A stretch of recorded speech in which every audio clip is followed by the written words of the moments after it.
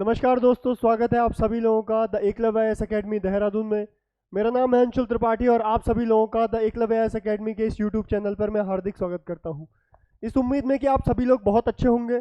आप सभी लोगों ने अपनी तैयारी को शुरू कर लिया होगा और आप सभी लोग अपने स्वास्थ्य का बहुत बढ़िया ध्यान रखे हुए होंगे। आप सभी लोग जानते हैं, हम पिछली कुछ वीडियोज़ में डिस्कस कर रहे हैं आपके लेक्चरार के एग्ज़ाम के रिगार्डिंग, जो कि उत्तराखंड में होने वाला है, जिसकी डेट अभी फाइनल तो नहीं हुई है, लेकिन हाल फिलहाल कुछ टाइम बाद हम देखें कि इसकी डेट आपको फाइनलाइज मिल जाए, एक डेट, एक एम मिल जाए आप लोगों को। हम पिछली कुछ वीडियोस से पेपर एनालिसिस करते आ रहे हैं कि पहले क्या क्वेश्चन पूछे गए थे और अब क्या क्वेश्चन पूछे जाने की संभावनाएं हैं। इसी पेपर एनालिसिस में हमने एक स्टेप, एक लेवल और ऊपर बनाया और आप लोगों को ये बताने की कोशिश रहेगी कि अगर इस प्रकार का प्रश्न पूछा गया है तो यहाँ से मुश्किल क्या प्रश्न पूछा जा सकता है, जिसको आप स्टेप 2, लेवल 2, स्टेज 2 कुछ भी कह सकते हैं। ठीक, तो हम देखेंगे कि कुछ क्वेश्चंस जो हम पढ़ चुके हैं, जो पेपर में आए हुए हैं, और साथ साथ इससे मुश्किल क्या क्वेश्चन बन सकते हैं, चाहे वो कॉन्सेप्ट पे हो, चाहे वो फैक्ट पे हो। ठीक, तो शुरू करते हैं हम। जैसे हमने हिस्ट्री में एक क्वेश्चन देखा, ये क्वेश्चन देखा था हमने कि भारत में सबसे प्रसिद्ध पूरा पाषाण स्थल कौन सा है, the most famous palaeolithic site in India. हमने भीमबेटका देखा था।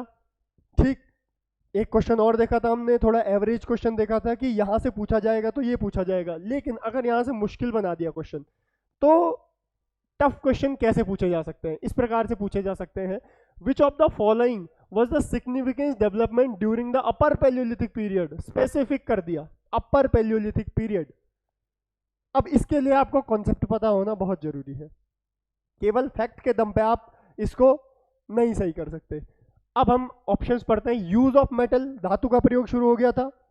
नहीं हुआ था। डेवलपमेंट ऑफ एग्रीकल्चर, खेती शुरू हो गई थी, वो भी अपर पेलियोलिथिक में, ये भी सही नहीं लग रहा है।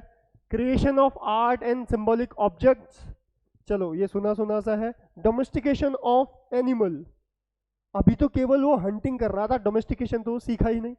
तो ये ऑप्शन बचे, हमने ये एलिमिनेट कर दिया। आंसर हो गया हमारे पास क्या? Creation of art and symbol object. ठीक है, तो आंसर हो जाएगा हमारे पास सी, कला और प्रतीकात्मक वस्तुओं का निर्माण। ठीक, अब इसी पे दूसरा क्वेश्चन, अब जनरलाइज कर दिया, फिर कर दिया क्या? Palaeolithic art. अभी अपर पेलियोलिथिक पूछा था, उच्च पुरा पाषाण काल। अब यहां पर पूछ दिया palaeolithic art is the best represent किस में होती है? पोर्ट्रे बना रहे थे वो, मृदभांड, मिट्टी के बर्तन बना रहे थे वो? नहीं, मिट्टी के बर्तन नहीं बना रहे थे वो। स्टोन इंस्क्रिप्शंस, वो इतने एडवांस हो गए कि वो इंस्क्रिप्शन, अभिलेख बनाने लग गए, ये भी सही नहीं लग रहा है। रिटन मनुस्क्रिप्ट, हमने ताम्र पांडुलिपियां देखी है?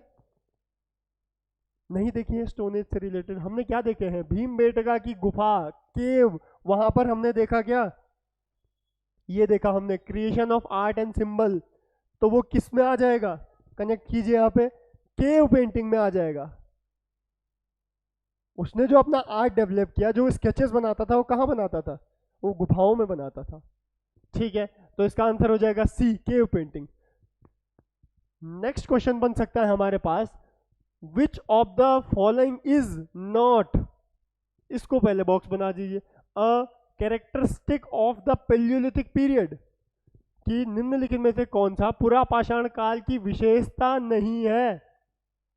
नोमैडिक लाइफस्टाइल, खानाबदोश जीवन शैली, अच्छा देखते हैं। यूज ऑफ स्टोन टूल्स, ये भी था, हमने देखा।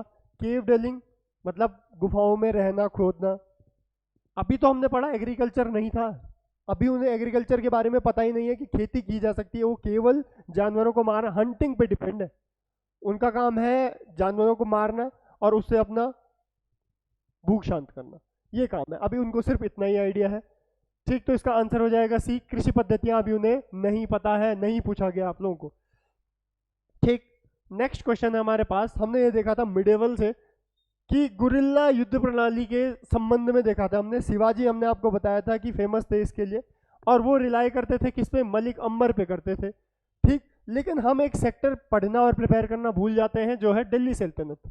दिल्ली सल्तनत, मुगल सब लोग पढ़ लेते हैं, मुगल कॉन्फ्लिक्ट सब लोग पढ़ लेते हैं, लेकिन दिल्ली सल्तनत जनरली सब लोग छोड़ के चले जाते हैं, इंपॉर्टेंट नहीं है, लेकिन क्वेश्चंस ऐसे पूछे जाते हैं दिल्ली सल्तनत से। क्वेश्चन है कि विच of the following dynasty ruled for the longest period during the Delhi सल्तनत, किसने किया था इसमें से। अब आपको टाइम पीरियड ध्यान होना चाहिए या फिर आपने एक बार पढ़ा होना चाहिए, तब आपको आइडिया आएगा कि तुगलक डायनेस्टी थी भाई। ठीक, नेक्स्ट है हमारे पास who abolish the hereditary rights of nobles in Delhi सल्तनत। ठीक है, जो ये रईस लोग थे उनके वंशानुगत अधिकार किसने छीने, किसने रद्द किए, तो इसके लिए हमें इनके बारे में पढ़ा होना चाहिए, एक बार दिल्ली सल्तनत ठीक से पढ़ी होनी चाहिए। तो कौन था, खिलजी साहब थे, अलाउद्दीन खिलजी। हमने इनका देखा था मार्केट पॉलिसी भी थी, तो ये काम भी नहीं के थे। ठीक, नेक्स्ट देखते हैं हम। नेक्स्ट, दिल्ली सल्तनत में सिकंदर सानी की उपाधि किसने ली थी अपने चाचा को मारने के बाद, तो अलाउद्दीन खिलजी ने ही ली थी सिकंदर सानी की उपाधि। ठीक, अलाउद्दीन खिलजी से क्वेश्चन बनते ही बनते हैं, मोस्ट इंपॉर्टेंट सेक्टर है वो, तुगलक डायनेस्टी और खिलजी डायनेस्टी में अलाउद्दीन खिलजी। सॉरी, मोहम्मद बिन तुगलक के दरबार का प्रसिद्ध इतिहासकार कौन था। Who was the famous historian at the court of Mohammad bin Tughlaq, तो बर्नी महोदय थे। बर्नी महोदय मोहम्मद बिन तुगलक के जो कोर्ट था उसके एक क्या थे, हिस्टोरियन थे, इतिहासकार थे। ये फैक्चुअल है यहाँ पर। और किस प्रकार से क्वेश्चन बन सकता है, दिल्ली सल्तनत में सिकंदर सानी हम जानते हैं अलाउद्दीन खिलजी ने ली थी उपाधि। ठीक, अब मॉडर्न में हमने एक क्वेश्चन देखा था कि जब भारत स्वतंत्र हुआ उस समय भारतीय राष्ट्रीय कांग्रेस के अध्यक्ष कौन थे, ये हमने क्वेश्चन देखा। अध्यक्ष से रिलेटेड क्वेश्चन पूछे जा रहे हैं, चेयरमैन फाउंडर से रिलेटेड क्वेश्चन पूछे जा रहे हैं। अब मुश्किल क्या बना देगा इसको, इस प्रकार से मुश्किल बनाएगा कि भाई राष्ट्रीय स्वयंसेवक के संस्थापक कौन थे। हमें नाम पता होता है लेकिन जनरली हम मिस कर जाते हैं, नहीं आइडिया होता। तो कौन थे हमारे, हेडगेवार जी थे। ठीक है, आरएसएस के फाउंडर कौन थे, संस्थापक कौन थे, हेडगेवार जी। नेक्स्ट है हमारे पास क्वेश्चन, ये मोस्ट इंपॉर्टेंट क्वेश्चन है, ये मुश्किल क्वेश्चनों में से एक है कि who was the first Indian president of the United nation general assembly, कौन थे बताइए। तो विजया लक्ष्मी पंडित जी थे। ठीक है, पहली महिला राजदूत।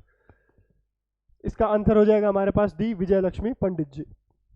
नेक्स्ट है हमारे पास the Indian National Army INA was reorganised under the leadership of, reorganise की गई थी किसकी लीडरशिप में, ये बहुत आसान आ जाता है, सुभाष चंद्र बोस जी की लीडरशिप में बनाई गई थी ये पुनः।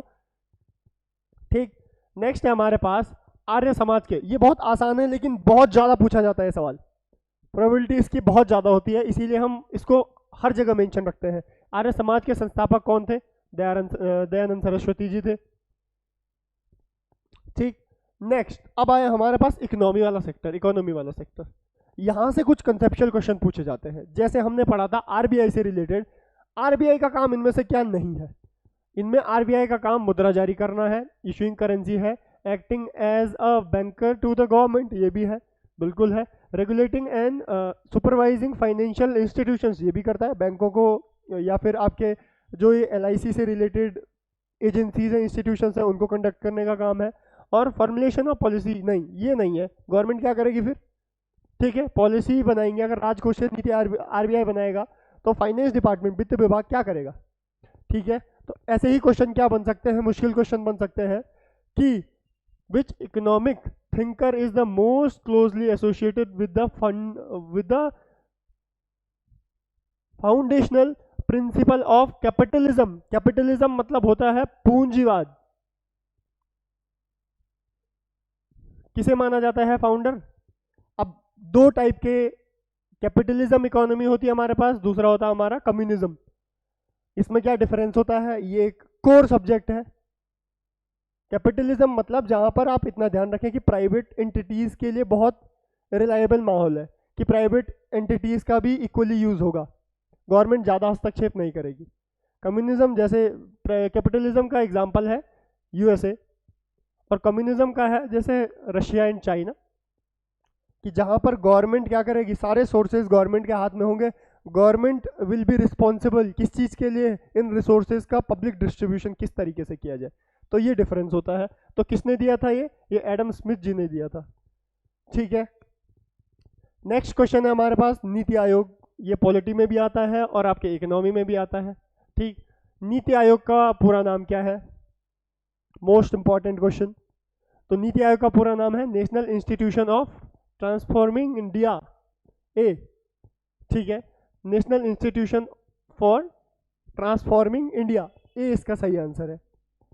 नेक्स्ट है हमारे पास नीति आयोग के अध्यक्ष कौन होते हैं। अब इस पे बहुत डाउट होता है, सबको बहुत कंफ्यूजन होता है कि यार नीति आयोग के अध्यक्ष होते कौन है। कौन होते हैं भाई? हमारे माननीय प्रधानमंत्री जी होते हैं नीति आयोग के अध्यक्ष। ठीक है, इसका ऑप्शन हो जाएगा सी। नेक्स्ट है, ये क्वेश्चन कॉन्सेप्ट वाला है, कॉन्सेप्ट वाला है। The tolerance band of the inflation target set by MPC with in which range. अब इस क्वेश्चन, ये क्वेश्चन दिखने में बहुत मुश्किल है वरना बहुत आसान है। मैंने आप लोगों को बताया था कि इन्फ्लेशन यानी महंगाई, महंगाई महंगाई को रोकने का काम है किसका? मतलब कंट्रोल करने का काम है किसका? आरबीआई का, रिजर्व बैंक ऑफ इंडिया का। तो आरबीआई ने कमिटी बनाई है, मॉनेटरी पॉलिसी कमिटी। ठीक है, मॉनेटरी पॉलिसी कमिटी बनाई है, ये करती है ये काम को।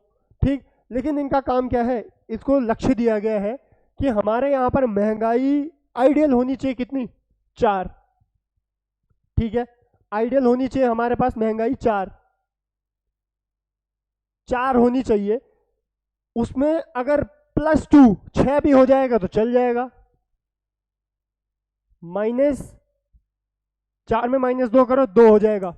4 भी हो जाएगा तो देखो 4 क्या है? आइडियल है हमारे पास। अगर ये 2 तक चले जाए तो कोई दिक्कत नहीं, हम संभाल लेंगे। 6 तक चले जाए तो भी हम संभाल लेंगे। तो 4 में क्या है? ये +-2 है। समझे आप लोग? एक बार फिर से ध्यान से सुनिए कि आरबीआई ने मॉनेटरी पॉलिसी कमेटी को एक काम दिया है कि इन्फ्लेशन कंट्रोल करना है, और इन्फ्लेशन बताया है कि 4 होनी चाहिए आइडियल। सबसे अच्छा केस अगर इन्फ्लेशन आपकी 4 है तो बहुत बढ़िया है, लेकिन अगर +2 हो जाती है जो कि 6 हो जाएगी तो भी ठीक रहेगा, और -2 यानी कि 2 हो जाती है तो भी ठीक रहेगा। तो +2 और -2 चल जाएगा। ठीक है, तो इसका आंसर क्या हो जाएगा? बी, +-2% चल जाएगा। ठीक, तो इस प्रकार से कुछ क्वेश्चंस हैं जो आप लोगों के एग्जाम में, अगर हमने लेवल अप करके देखा है तो इस प्रकार के मुश्किल क्वेश्चंस भी आपके एग्जाम में पूछे जा सकते हैं। ठीक, आप लोगों को अपने कंसेप्ट को भी प्रिपेयर करना है। आप फैक्ट पढ़ते रहते हैं, आपका एग्जाम में फैक्ट पूछे जाते हैं, लेकिन अगर ऐसे कंसेप्चुअल क्वेश्चन पूछे गए तो फिर फैक्ट कहीं काम नहीं करेंगे। कहीं ना कहीं आपको अपने फैक्ट क्या रखने पड़ेंगे? क्लियर करने पड़ेंगे। अगर आप लोग इन फैक्ट और कॉन्सेप्ट को क्लियर करना चाहते हैं, आप लोग इंस्टीट्यूट के साथ जुड़ सकते हैं, द एकलव्य आईएएस एकेडमी के साथ जुड़ सकते हैं। स्पेशली वो लोग जो देहरादून में नहीं है, जो देहरादून से दूर है और अपनी तैयारी को बड़े अच्छे से करना चाहते हैं, तो ये जो बैचेस शुरू हो रहे हैं ये ऑनलाइन मोड में और ऑफलाइन मोड में, दोनों मोड में शुरू हो रहे हैं। तो आप लोग, अगर जो लोग दूर हैं वो कॉल करके या कांटेक्ट करके पता कर सकते हैं। नीचे कुछ नंबर स्क्रॉल हो रहे होंगे, आप पता कर सकते हैं कि बैचेस कब से स्टार्ट हो रहे हैं, किस तरीके से हमारी प्रिपरेशन होगी, ये पता कर सकते हैं हम। बैच आप परचेज कर सकते हैं। साथ ही साथ जो लोग देहरादून के आसपास लोकेलिटी में है वो लोग इंस्टीट्यूट विजिट कर सकते हैं एक बारी, सारी डिटेल्स लेने के लिए, और अपनी तैयारी को बड़े अच्छे से कर सकते हैं। आपको ऐसे ही किसी और वीडियो के साथ मिलेंगे, तब तक के लिए धन्यवाद। जय हिंद।